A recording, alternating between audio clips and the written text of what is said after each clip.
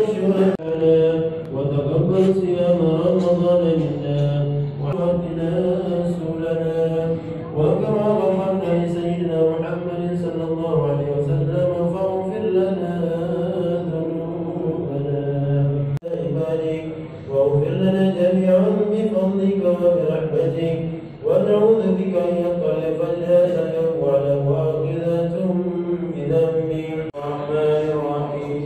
بسم الله الرحمن الرحيم. نويت صوم غد عن أدائي فرض شهر رمضان هذه سنتي لله تعالى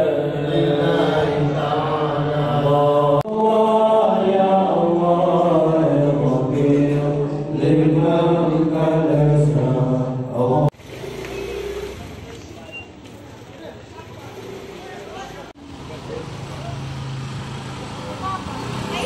Ayo,